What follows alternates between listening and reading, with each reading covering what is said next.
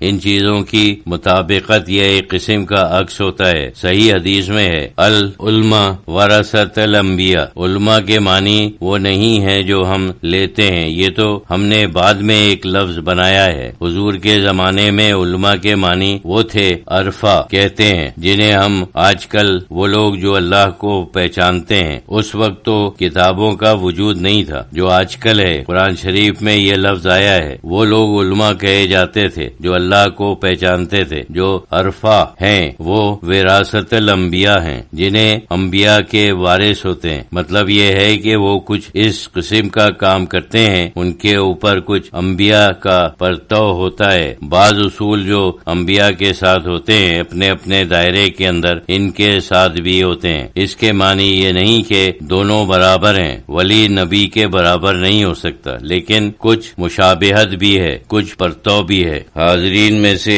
ایک صاحب نے سوال کیا کہ سلوک کی ابتدا کس طریقے سے ہوتی ہے اور انتہا کہاں جا کر ختم ہوتی ہے۔ حضرت شہید اللہ فریدی رحمۃ اللہ علیہ نے فرمایا کہ ابتدا توبہ سے ہوتی ہے، تو توبہ کے معنی اصل میں منہ موڑنے کے ہیں، جیسے پچھلی باتوں سے منہ موڑتے ہیں اور نئی باتوں کی طرف منہ کرتے ہیں، اس کو توبہ کہتے ہیں۔ اس طریقے سے شروع ہوتا ہے۔ حج کا سفر اپنے سب تعلقات کو دل سے نکال کر اور نیا لباس اوڑھ کر ہوتا ہے، یعنی دنیاوی لباس منقطع کر کے اس سفر کے اوپر گامزن ہونا، یہ اس کا شروع ہے۔ اس کا مطلب یہ ہے کہ ظاہری طور پر کریں، لیکن دلی تعلق اتنا ہوتا ہے کہ ہم کسی اور چیز کو دل میں نہیں لا سکتے۔ اس کے معنی یہ ہیں کہ انسان کے دل میں دو قوتیں ہوتی ہیں۔ ایک قوت وہ ہے جس کے ذریعے وہ لوگوں کے ساتھ تعلق رکھ سکتا ہے اور خاندان کے ساتھ تعلق رکھتا ہے اور اپنا دنیاوی کاروبار چلاتا ہے۔ دوسری قوت وہ ہے کہ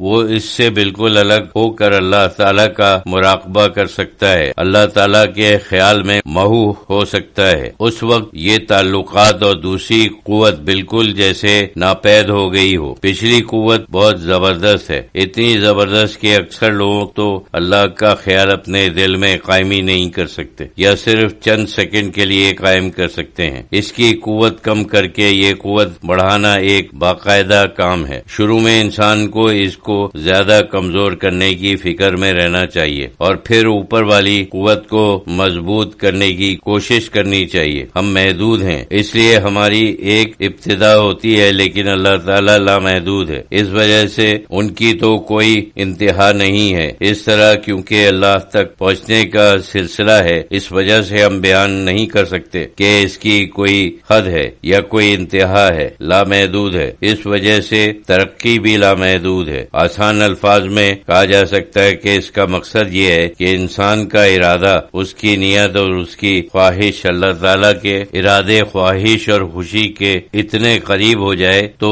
اس میں کوئی فرق نہ آئے، جو وہ چاہے وہی ہو، جو اللہ چاہتا ہے جو وہ ارادہ کرے وہ وہی ہوگا جو اللہ کا ارادہ ہے۔ جب اس کی کوئی الگ خوشی، اس کی کوئی الگ خواہش اور الگ ارادہ نہ رہے تو سمجھو اس نے وہ مقام حاصل کر لیا ہے۔ جیسے مقامات بہت ہیں، اس تفصیل میں جانے کی ضرورت نہیں ہے، لیکن یہ ایک آسان اور عام فہم قسم کی بات ہے جو ہر شخص سمجھ سکتا ہے، اور حقیقت تو یہی ہے جیسے قرآن شریف میں ہے وَمَا يَنْطِقُ عَنِ الْهَوَىٰ إِنَّهُ إِلَّا وَحْيٌ يُوحَىٰ کہ رسول کریم صلی اللہ علیہ وسلم اپنی خواہش سے کچھ نہیں فرماتے، بلکہ یہ وحی ہے جو ڈالی جاتی ہے۔ مطلب یہ ہے کہ جو کچھ آپ فرماتے ہیں محض اللہ کے ارادے، اللہ کی رضا اور اللہ کی خواہش سے فرماتے ہیں۔ انسان کا کوئی اپنا علیحدہ ارادہ نہیں ہے، جو کچھ اللہ کا ارادہ ہے وہی اس کا ارادہ ہے۔ ارادہ اور خیال سب دل میں ہوتے ہیں، وہ دل ہی سے